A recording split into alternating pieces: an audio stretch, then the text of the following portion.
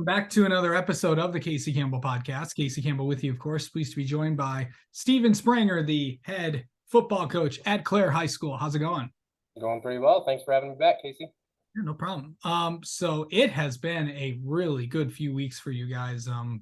Able to get as many shutouts as you have the last few weeks. Really just kind of talk about the run that you guys have had. Really, I know it's been I know you had some tough games early on in the year with the Freeland game and the Gladwin game, but overall, you guys have been really after Gladwin, you guys have really been doing well. Yeah, that Gladwin game, we really took it on the chops a little bit, and felt like we let it slip away, but it could have been probably a blessing in disguise, if you will. We kind of bought in as a team, and we kind of said, all right, we're getting back to what we need to do, and the guys really started playing for one another, and that's evident with the shutout streak. Every guy that goes in and gets snaps, no matter the score of the game or where we're at in the stage of the game, they're wanting to go out and do their best. So the shutout doesn't end on their watch. So it's been fun to watch, and we're just hoping that we continue to climb going into the playoffs. Yeah. Of course, this is week 8. I mean, wow, week 9. I can't believe it's already week 9 of the high school football season here in Michigan. You've got a pretty good opponent you guys are playing this weekend with Petoskey. What's that going to be like? And just a reminder, are you guys going there, or are they coming to you? No, we're heading up there. And yeah, it's going to be definitely a challenge. They got athletes all over the place. CJ Hibbler is a 3-star running back that runs a 4.4. And they got their quarterback who's thrown for over 1,200 yards, a receiver that's got 11 touchdowns. So it's going to be a challenge for us for sure. But we're excited to go to one of the nicest complex in the Midwest and see what we're made of going into the playoffs. Okay, so going into the last few weeks, just kind of talk about some of the guys that have really been stepping up for this team. Really, it's been up front in the trenches. Our offensive line has been rolling. It's been impressive to watch. And really they're just focusing on the fundamentals and the technique that they're being taught, and our backs are being reaping the benefits of that.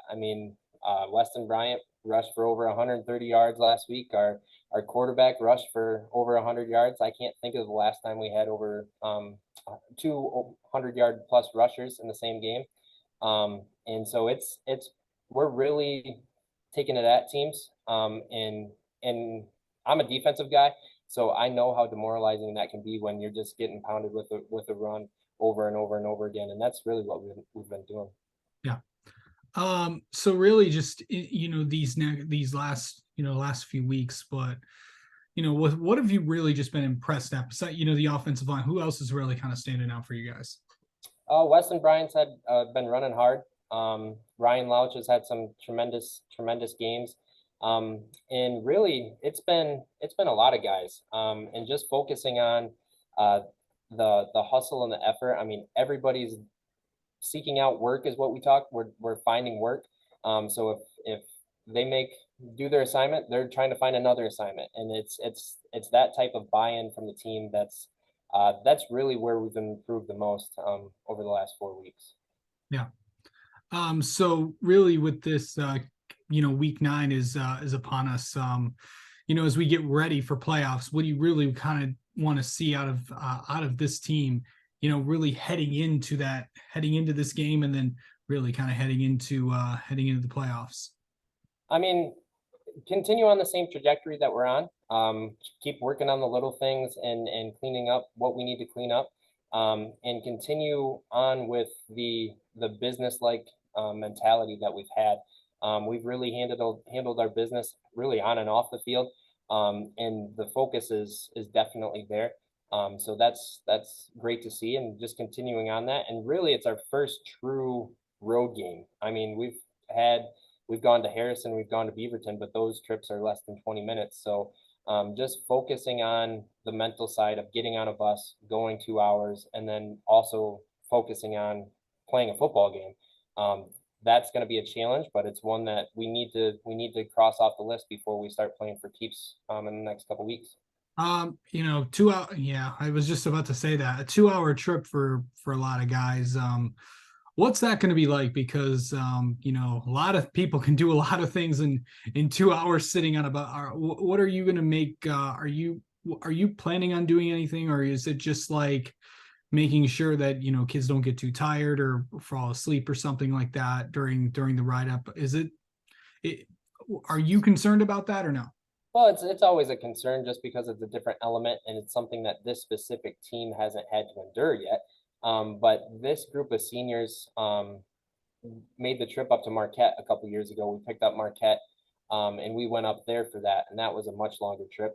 And we played and should have won a game that really no one expected us to win. So we're going to rely on our seniors to kind of keep the team in line and focus on what we need to do. We'll leave plenty early so we can get up there and we're not caught off guard with what their stadium looks like or the locker room situation. We'll get up there, we'll eat, we'll stretch, and then we'll get off our feet. And it's once 5 o'clock comes around, it's game time. They're going to be in the same routine as they normally would. It's just the point of getting to that point that we have to figure out. Absolutely. All right. Well, Stephen, thanks so much for taking the time, and we'll talk to you soon. Thank you.